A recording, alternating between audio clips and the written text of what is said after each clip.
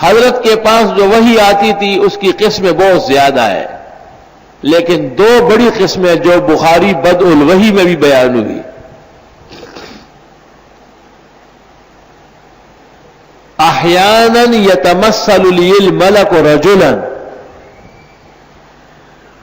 کبھی کبھی فرشتہ انسانی شکل میں ظاہر ہو جاتا. ایک شخص خدمت اقدس میں آتا ہے، لا یرا علیہ اثر السفر ولا یعرفہ منا احد،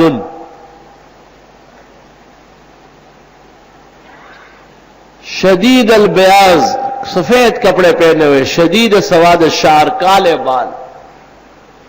بھئی سفر کا اثر نہیں ہے تو یہی کا رہنے والا ہے، اور کوئی پہچانتا نہیں ہے، دور کا آدمی لگ رہا ہے. مدینہ تو چھوٹا سا شہر تھا، عجائب جمع ہوتے ہیں نا وہی میں.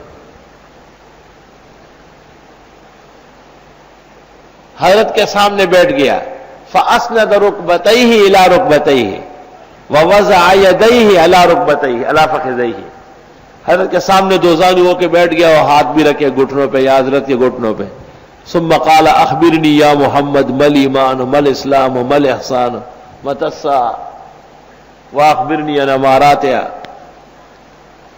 جب وہ شخص اٹھ کے چلا گیا تو آپ نے فرمایا ردوہ علیہ، اس شخص کو بلاؤ دوبارہ. بہت ڈھونڈا نہیں ملا، فرمایا کان جبریل جاءکم لیعلمکم دینکم، یہ جبریل تو تھے تمہیں دین سکھانے آئے تھے کہ ایسے ایسے سوالات کرو جو عقیدے اور عمل سے متعلق ہو، لایانیات مت پوچھو.